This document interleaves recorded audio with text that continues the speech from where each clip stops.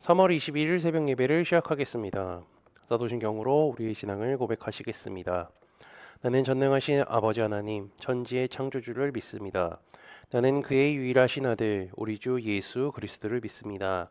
그는 성령으로 잉태되어 동정녀 마리아에게서 나시고 본디오 빌라도에게 고난을 받아 십자가에 못 박혀 죽으시고 장사된 지 사흘 만에 죽은 자 가운데서 다시 살아나셨으며 하늘에 오르시어 전능하신 아버지 하나님 우편에 앉아 계시다가 거기로부터 살아있는 자와 죽은 자를 심판하러 오십니다. 나는 성령을 믿으며 거룩한 공교회와 성도의 교제와 죄를 용서받는 것과 몸의 부활과 영생을 믿습니다. 아멘. 다 함께 찬송가 370장 찬양하시겠습니다.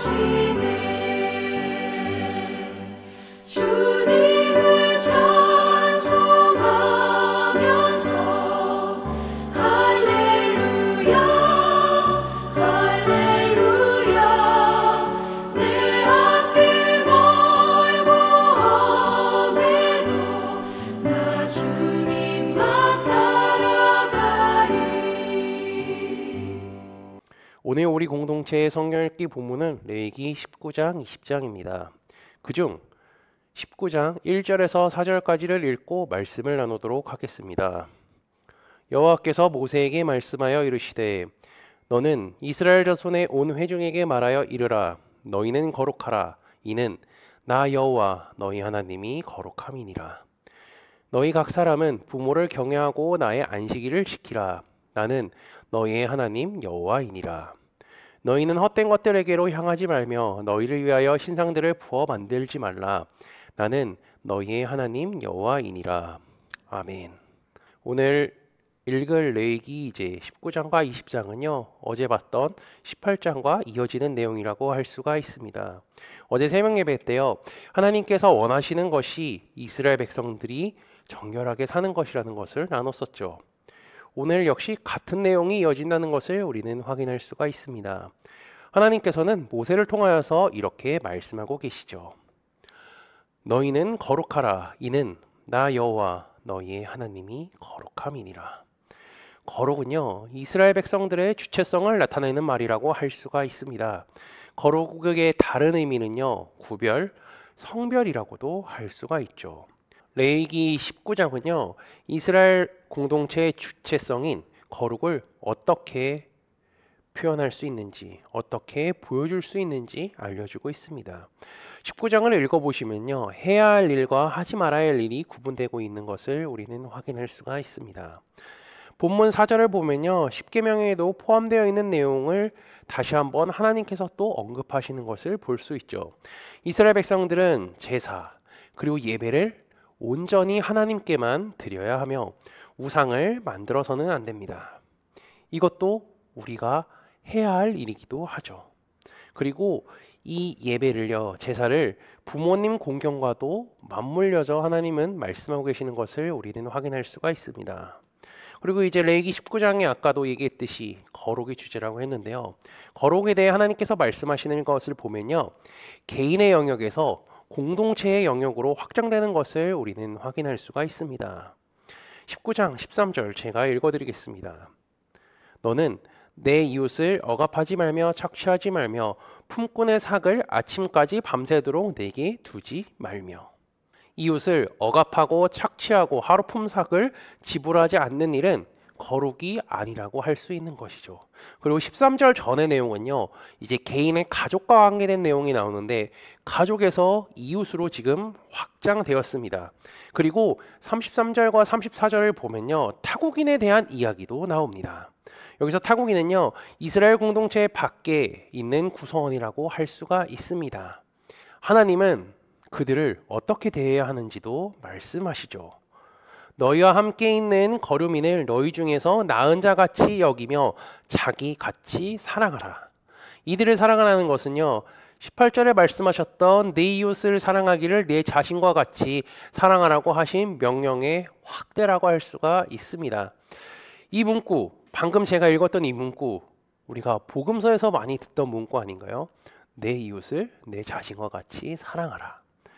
하나님께서는요, 레위기에서 이미 가족 사랑과 이웃 사랑에 대한 명령을 하신 것이고요, 예수님께서 그 가르침을 다시 한번 말씀하셨다고 할 수 있는 거죠.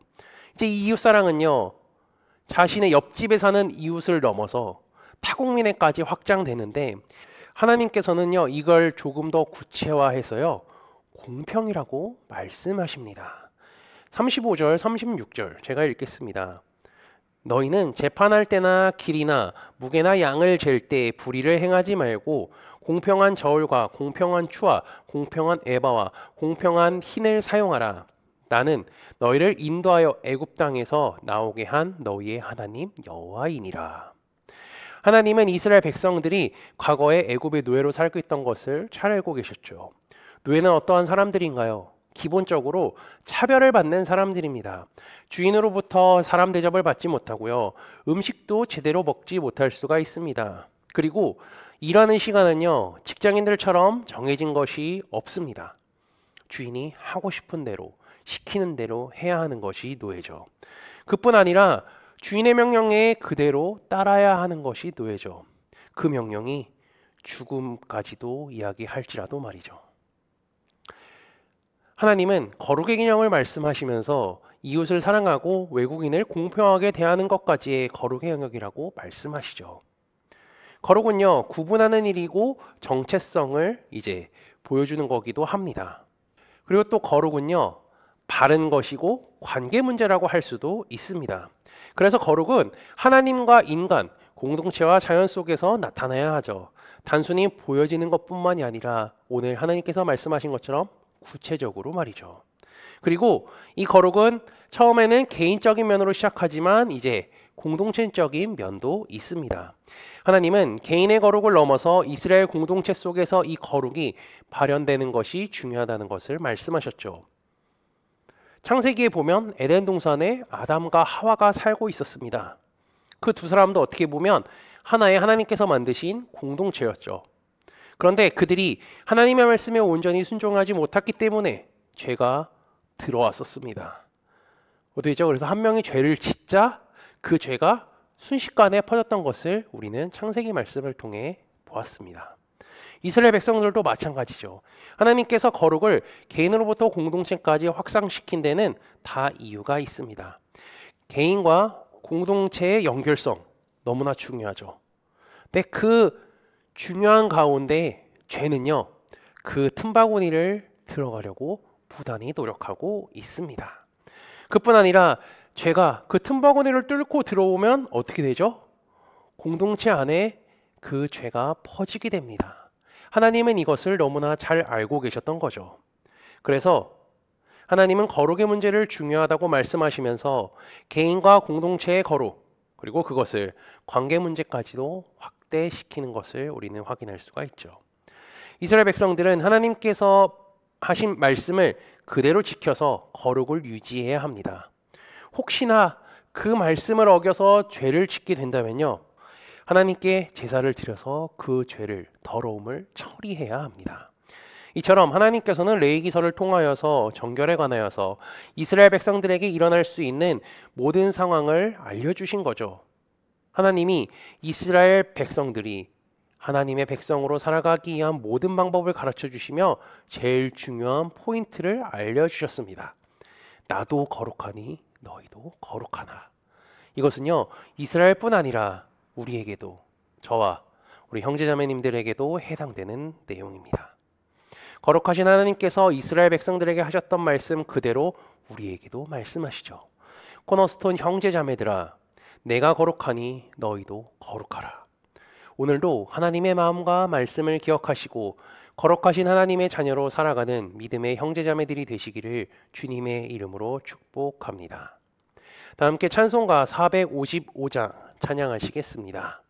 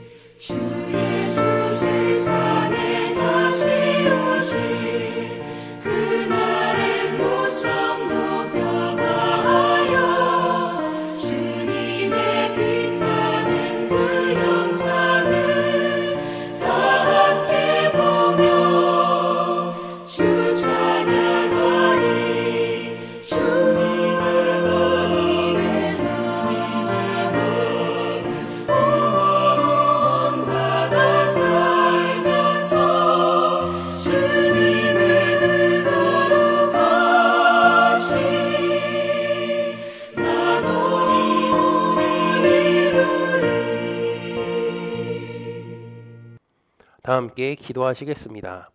전능하신 하나님 아버지, 새 하루를 허락하셔서 오늘도 주님께 찬양과 경배를 드리게 하심에 감사합니다. 세상 속에서 살아갈 때에 주의 말씀을 길잡이로 살아가게 하시고 더럽고 추한 세상 속에서 주님을 신실하게 믿으며 살아가는 우리가 되게 인도하여 주옵소서.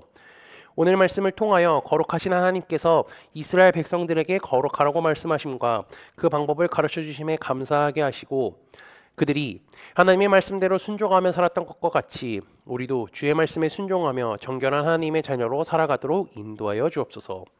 지난주 말씀을 기억하며 기도합니다. 하나님께서 당신의 친구들에게 앞으로 세상에 일어날 일들에 대해 알려주심과 자신의 친구와 늘 대화하기를 원하신다는 것을 말씀을 통해 깨닫게 하시니 감사합니다. 하나님께서 우리를 친구로 불러주셨으니 친구이신 하나님과 대화할 길을 즐거울 수 있는 용기를 허락해 주시고 날마다 주님과 기도와 대화를 하며 살아가는 코너스톤 형제자매들이 되도록 인도하여 주옵소서. 예수 그리스도의 이름으로 기도합니다. 아멘. 이 시간 합심으로 기도할 제목들을 나눕니다. 주일 예배와 목회자의 사역을 위해 기도해 주시고요. 코너스톤 교회가 든든히 서가도록 기도해 주시기 바랍니다. 교회를 이끌어 가시는 사랑하는 담임 목사님과 사역자들을 위해 기도해 주시기 바라며 매주 화요일에 진행되는 성경 공부와 목요일에 진행되는 목회자 세미나를 위해 소그룹 원들을 위해 환우의 건강과 회복을 위해 각자 가지고 계신 기도의 제목들을 놓고 기도하시기를 바라며 오늘도 주 안에서 승리하십시오.